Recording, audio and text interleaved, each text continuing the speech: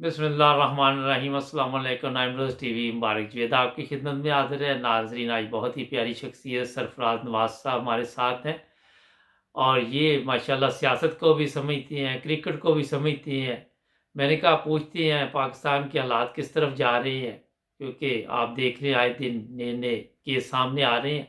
तो चलते हैं यूके जी। अस्सलाम वालेकुम। जी सलाम अलैकुम। नवाज साहब, मैं कहा सर क्या हाल है आपका? जी बताइए। मैंने कहा क्या चल रहा है आजकल पाकिस्तान में? आप देख रहे हैं दिन ब दिन हालात खराब ही होते जा रहे हैं। देखें, हिसाब से पहले तो मैं क्रिकेट से शुरू करूंगा जी।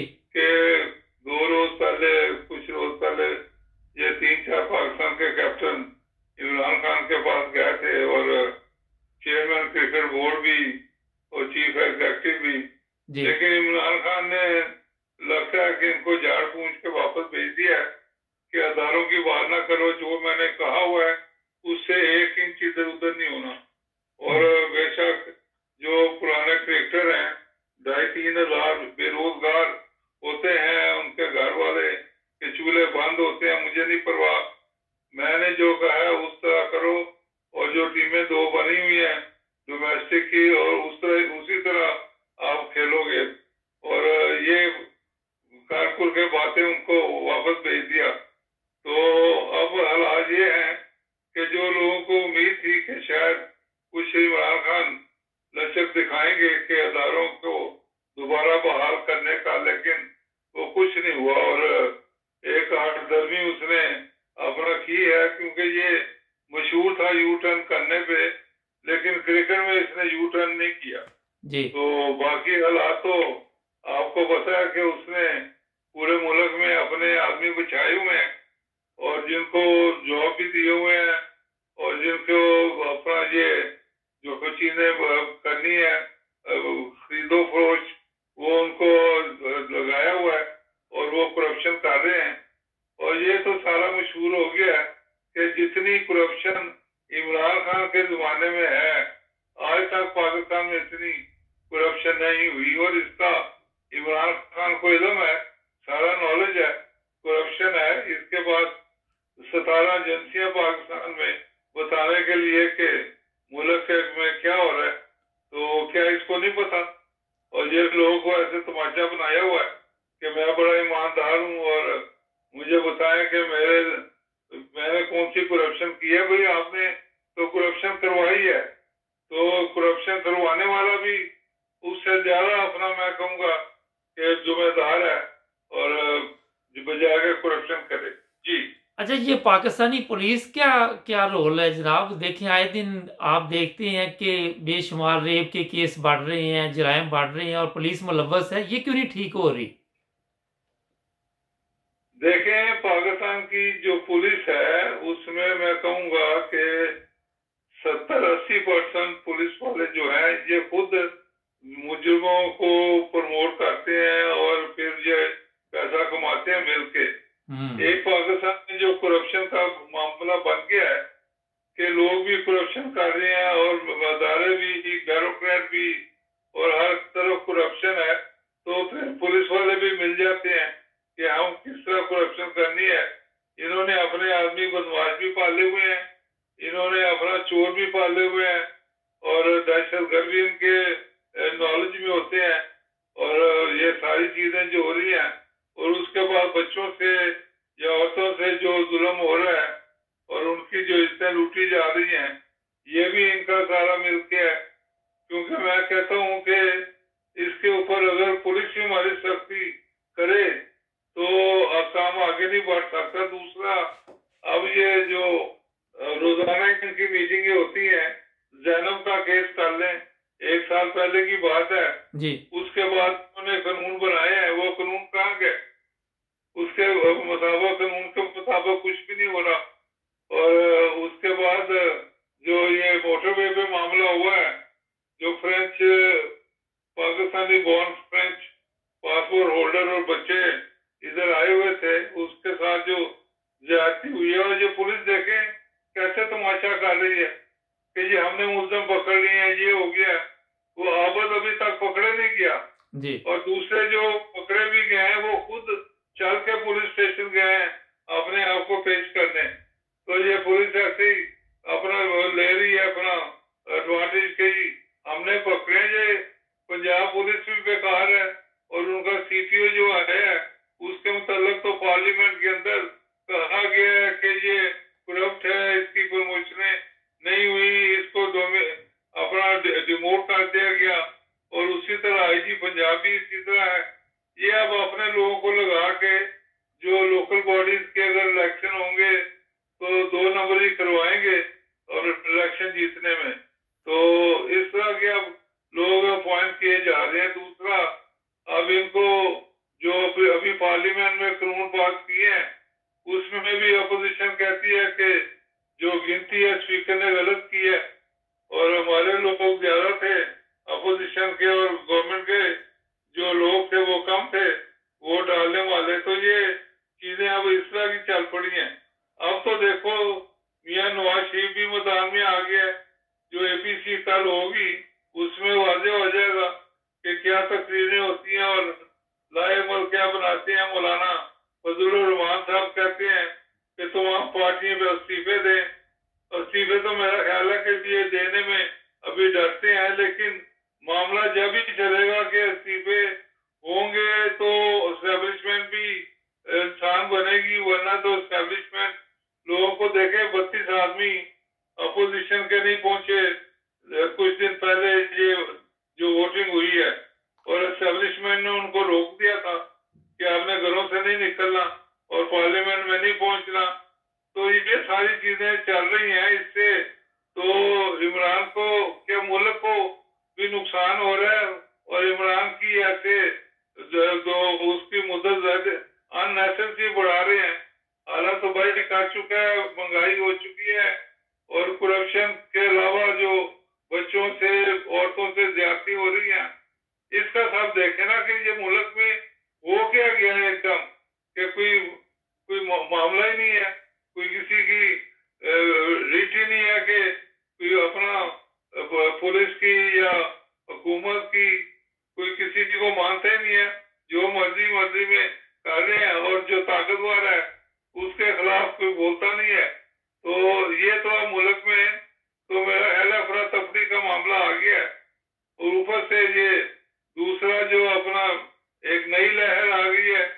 तो ये नई लहर में अब और लोग परेशान होंगे कि ये जो बीमारियां अब ज्यादा बढ़ेंगी तो क्या होगा इसका। जी अच्छा सर, ये बताइए, पुलिस तो बड़े अरसे से इस तरह चल रही, वो ठीक कैसे होगी?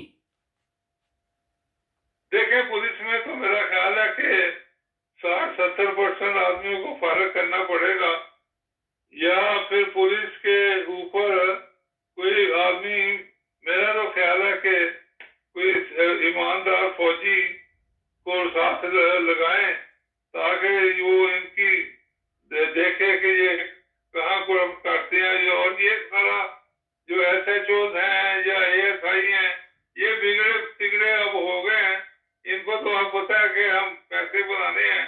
अभी एक SHO को पकड़ा गया है कि वो लोगों से खुद काम करवाता था। इसी तरह मुल्क में काफी पुलिस वाले हैं जो खुद उन्होंने लोग पाले हुए हैं।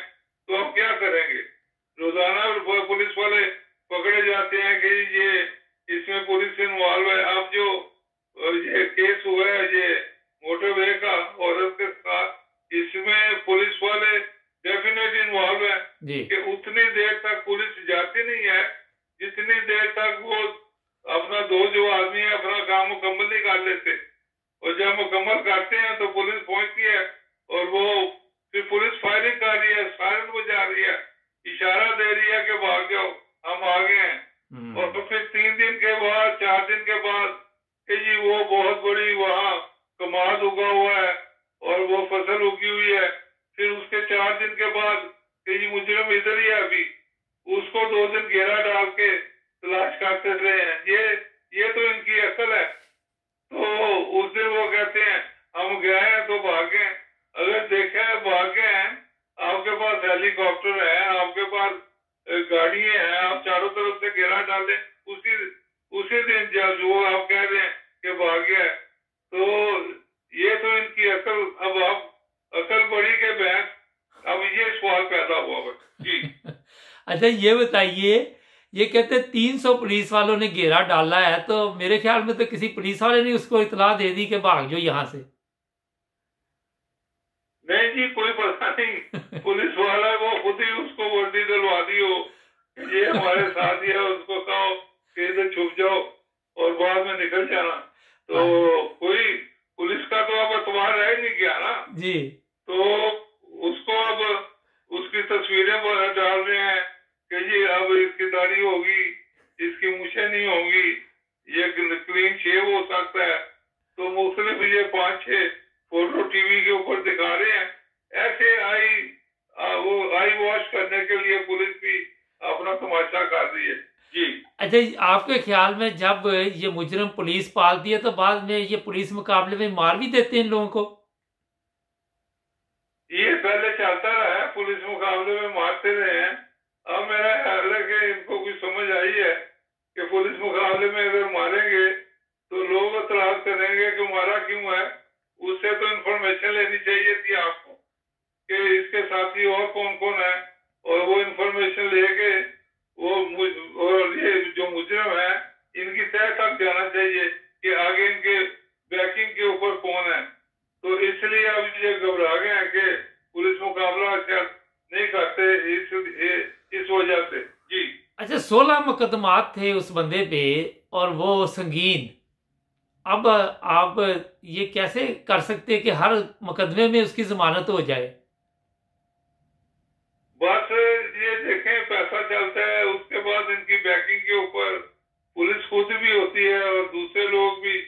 और तीसरी चीज ये है कि जो इनके केसेस चलते हैं, इनके इर्द गिर्द के जो लोग हैं वो फिर पुलिस तो खैर मिली होती है, जो वो अदालत में कानून बनाने वाले हैं जी। उनको फिर पाया जाता है कि भी देखे बात सुने कि अगर आपने कोई हमारे आदमी को सजाएं दी या कोई इस तरह की बात की तो आपके बच्चे भी हैं, आप भी हैं, और फिर इनका सोच लें कि ये जो अदालती आदमी है, जजेस वगैरह या मजिस्ट्रेट, उनका ये फिर उनको डरा धमकाते हैं और वो भी फिर ये कहते हैं कि पुलिस वालों को कि ये जो दरखास्तें दी हुई हैं इनको को विड्रॉ कर ले या इनकी सुलह करा दें। तो ये चीजें भी अब चलती है ना जी। तो इस वजह से वो फिर जो अदालती मामले लोग हैं वो बेबस हो जाते हैं कि एक तो सुलह कर ली है, तो सुलह अगर हो जाए तो कानून है कि केस खत्म। तो उसके बाद दूसरा वो मजिस्ट्रेट या जज जो है वो डरते हैं हमारे बच्चों को ना कुछ हो जाए, स्कूल जा रहे हैं, ये जा रहे हैं। तो ये सारी चीजें भी वो जो अपोनेंट है, जो गिरफ्तार है, उनके जो बैकिंग करने वाले हैं, वो सारी चीजें ये फिर करते हैं ना। इस वजह से कोई कानून है ही नहीं। तो ये तो मैं कहूँगा कि मिलिट्री कोर्ट्स होनी चाहिए जो दहशत गर्दों के लिए पहले बनी थी, वो इनको बनानी चाहिए ताकि उनको अंदर ले जाके जो आर्मी मिलिट्री कोर्ट जल्दी फैसले करती है और उसकी सजाएं फिर पार्लियामेंट में बनाए कि जो इस तरह का ज्यादती करने वाला या औरतों को या बच्चों को है उसके लिए फांसी की सजा फौरी तौर पे रखें कि ये ज्यादती करके फिर बच्चों को कत्ल भी कर देते हैं ना जी। बिल्कुल ऐसे ही। जो कत्ल कर देता है उसके लिए तो फांसी की सजा सरेआम रखें। तो लेकिन मिलिट्री कोर्ट ये बनाए तो उसी से ये फिर तो मेरा ख्याल है मामले चलेंगे, वरना तो ये फिर गवाह भी हो जाएंगे, बरी भी हो जाएंगे, सजाएं भी खत्म हो जाएंगी जी। अच्छा सर, ये बताइए कि पिछले 40 साल से ये सिलसिला पाकिस्तान में चल रहा है कि कवानीन पे अमल तो पहले भी नहीं मुकम्मल हो रहा था।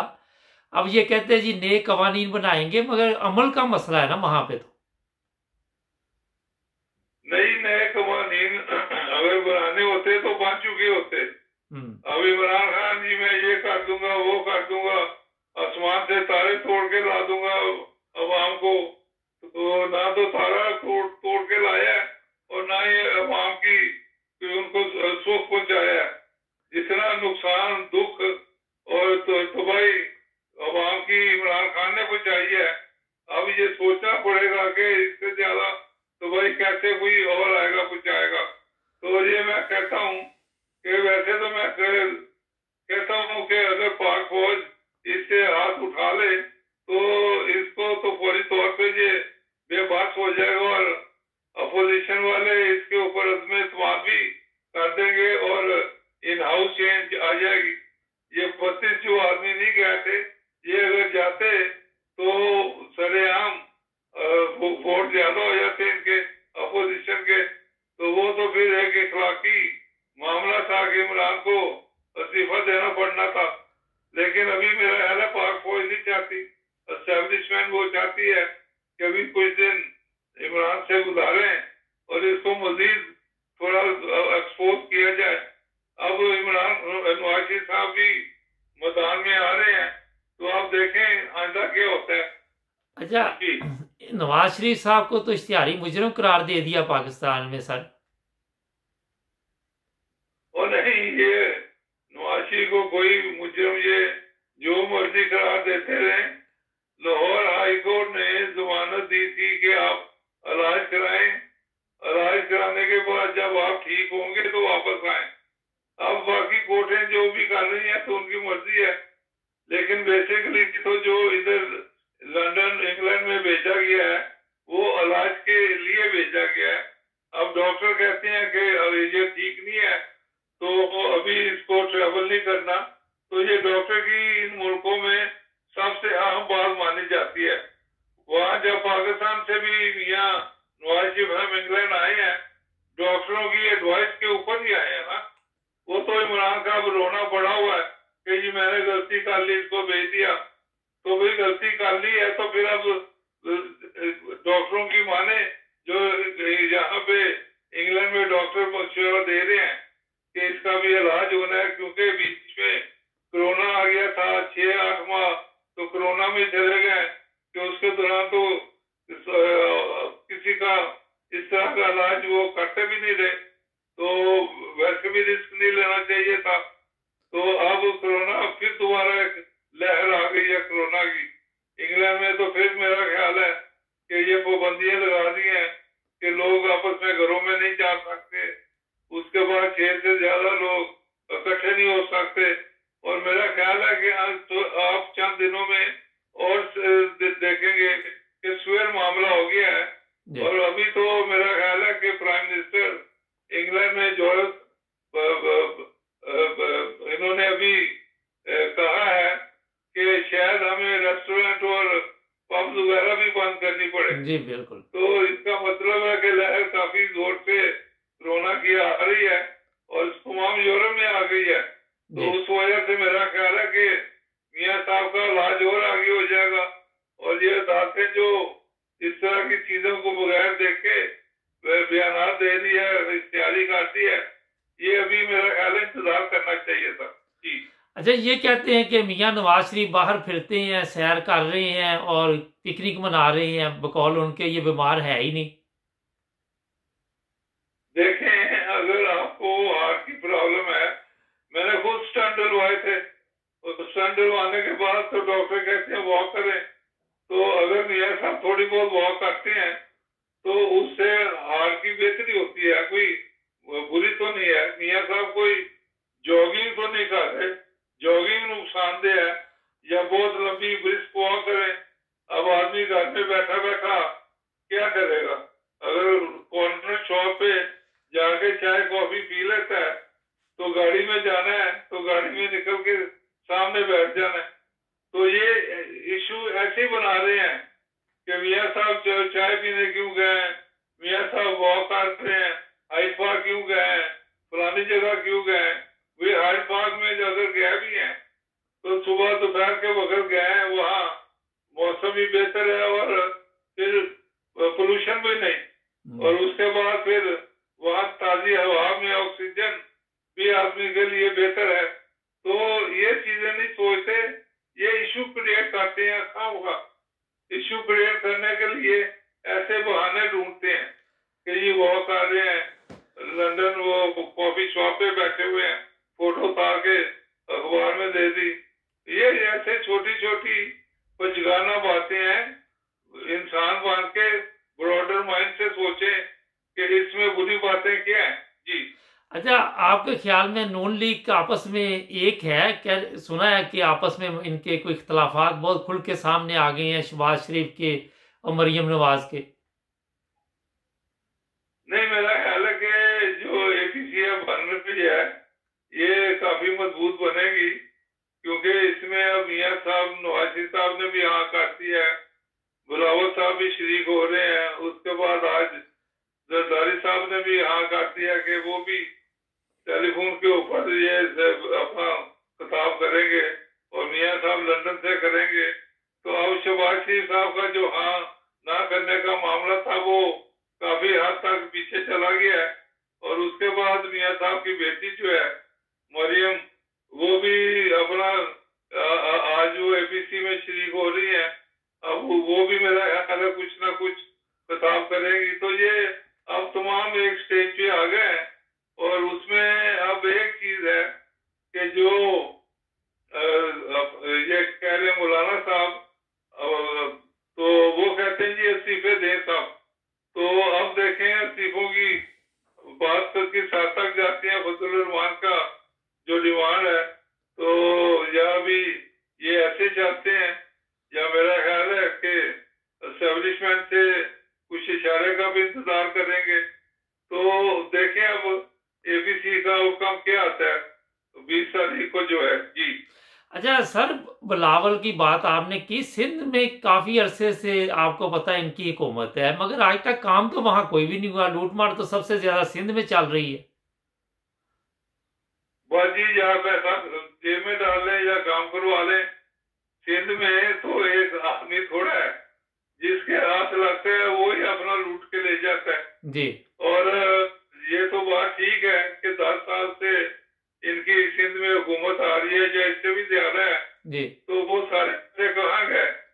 पाक फौज भी हैरान है कि उन्होंने तो अब ये किया है कि खुद ही आ गए कि हम जो भी ये पैसा अपना वफाकी हुकूमत इनको देगी सिंध को, और उसमें मेरा ख्याल है पाक फौज इंटरफेयर करेगी। जो कमेटी बनी है वो भी कमेटी में पाक फौज के लोग भी शरीक हैं, और ये सब मिलकर मेरा ख्याल है कि काम कुछ ज्यादा होगा। और खाया पिया वो जो गिलास थोड़ा बाहर आने वाली बात अब मेरे ख्याल है इतनी नहीं होगी। अब इसमें चेक एंड बैलेंस वो बकायदा होगा, और उसके बाद ये जो ऑडिटर जनरल है ये भी अब एक्टिव होंगे, क्योंकि पाक फौज भी इसमें इन्वॉल्व है। और उसके बाद नैब भी है, आई का नैब ने भी आंखें खोली हैं कि फौरी तौर पे इनके साथ, और वहाँ जो रेंजर्स के DG हैं वो भी जो काम होगा उनमें शरीक होंगे। तो ये मेरे ख्याल है पैसा खाने का मामला कम है और काम करवाने का मामला अब ज्यादा होगा। और पाक फौज का जो ऐलान है कि 3 साल लगेंगे और हम कराची को ओरिजिनल सूरत से बेहतर ले आएंगे, जो पहले लोग कहते थे अपना रोशनियों का शहर जी। अच्छा, ये मौलाना फजल रहमान साहब की आपने बात की, लेकिन आज तक इनकी कोई खिदमात तो है नहीं पाकिस्तान के लिए। वैसे आपका क्या ख्याल है? किस चीज का? मौलाना फजल रहमान। नहीं, मौलाना फजल रहमान तो मेरा ख्याल है कि वो एक मीडिएटर बने हुए हैं, और इनको कोई ऐसा मीडिएटर चाहिए भी था जो फ्लेक्सिबल भी हो।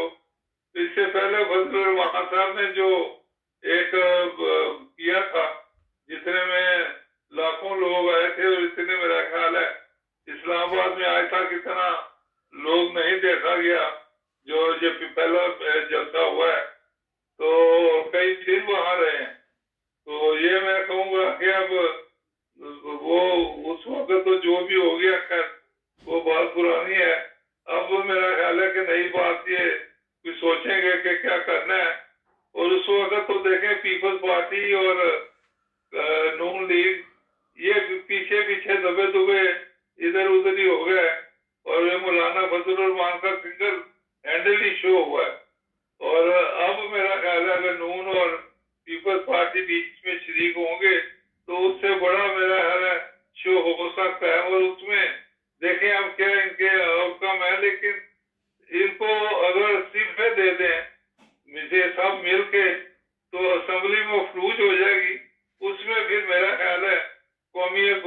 बनाना इनको वक्त की जरूरत होगी और पाक फौज भी चाहेगी कि कौमी हुकूमत बनाए, लेकिन इमरान खान कोशिश कर रहे हैं प्रेसिडेंशियल फॉर्म लेके आऊं और मैं प्रेसिडेंट बनूं, इमरान खान खुद, और उस तरह हुकूमत चलाए। जी चले, बहुत शुक्रिया आपका। अच्छा, एक एंड पे सवाल है मेरा, मुख्तसर जवाब, टाइम खत्म हो रहा है।